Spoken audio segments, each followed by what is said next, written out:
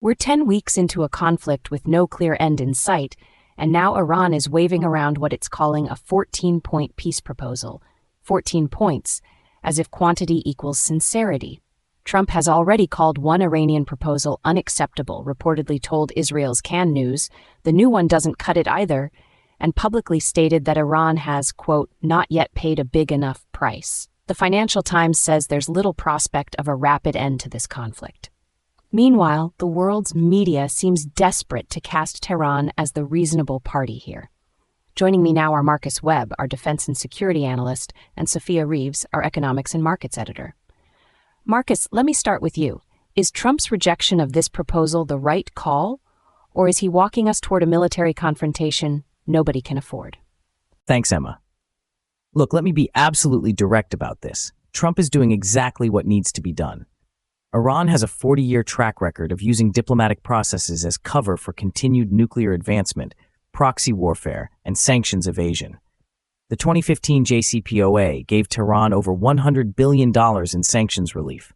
What did the West get? Hezbollah better funded than ever, Houthi missiles flying into Saudi Arabia and Israel, Iranian drones on Ukrainian battlefields. The idea that a 14-point Iranian counterproposal deserves to be treated as good faith diplomacy is frankly naive to the point of being dangerous. Douglas Murray has said it clearly. You cannot negotiate with a revolutionary theocracy by assuming they share your definition of a deal. Trump's line that Iran hasn't paid a big enough price yet isn't recklessness, it's leverage. And critically, it's the only language this regime has ever consistently responded to.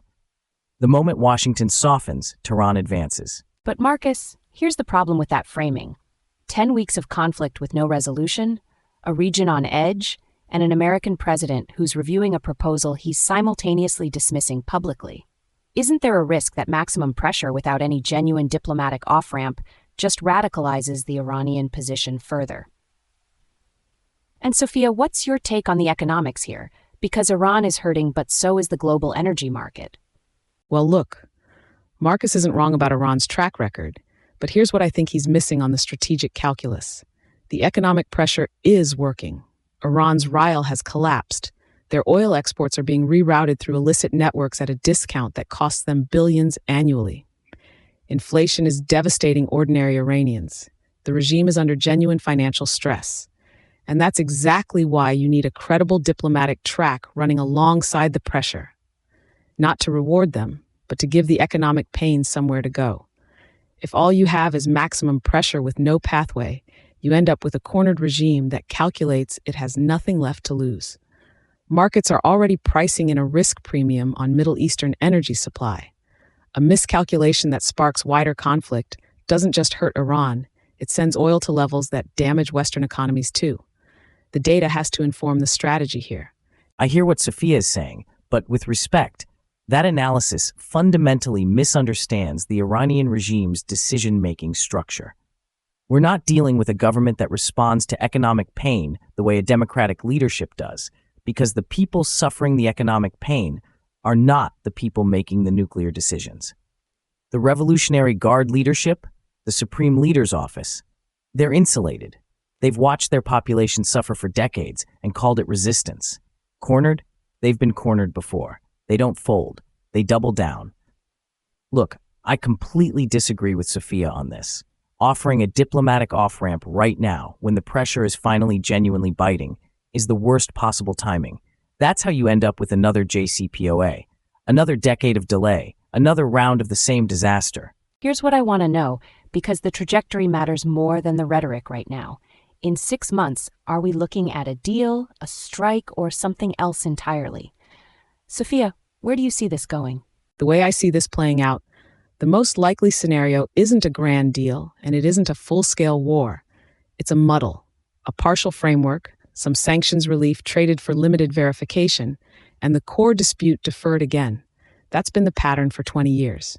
And here's the uncomfortable truth. Partial deals in this context don't de-escalate. They just reset the clock on the same confrontation. Markets will get a short-term relief rally on any deal announcement, but if the structural problem isn't solved, that rally reverses fast when the next crisis hits. If current trends continue, we're looking at a region that remains a permanent energy market wildcard. Here's what concerns me most. The risk isn't actually the negotiations failing. The risk is the negotiations appearing to succeed while Iran preserves the core of its enrichment infrastructure.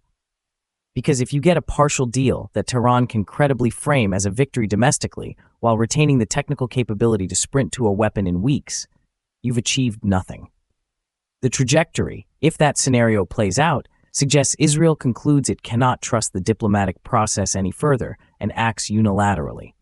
That's the flashpoint nobody wants to say out loud, and at that point, whatever deal was on the table becomes irrelevant. A partial deal that solves nothing, a military strike that changes everything, or a pressure campaign that finally breaks a regime that survived 40 years of isolation, none of those options come cheap. Thanks to Marcus Webb and Sophia Reeves for a genuinely illuminating discussion. One thing is absolutely certain tonight. Somewhere in Tehran, someone is reading Trump's comments about Iran not yet paying a big enough price, and they are not sleeping well.